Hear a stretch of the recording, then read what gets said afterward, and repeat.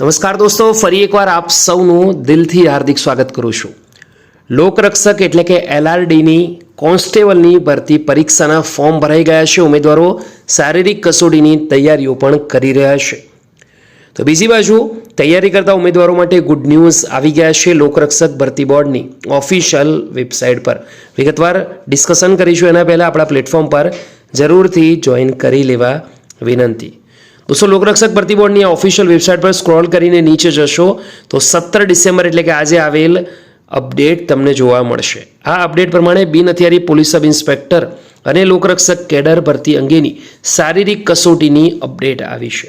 જાહેરાત ક્રમાંક 1, બિન હથિયારી પોલીસ સબ ઇન્સ્પેક્ટર અને લોકરક્ષક કેડરની ભરતી અંગેની શારીરિક કસોટી સંભવિત જાન્યુઆરી વર્ષ 2025 બીજા સપ્તાહમાં યોજવામાં આવનાર છે, જે અંગે તમામ ઉમેદવારોએ નોંધ લેવાની રહેશે. તો દોસ્તો, જાન્યુઆરીમાં લગભગ 15 દિવસ, આજે 17 ગણીએ તો 15 દિવસ, તો એકાદ મહિનો હજી પણ છે, તો તૈયારી કરી લેવી. જેને આ અપડેટ ગમી હોય તો વિડીયો લાઇક કરે.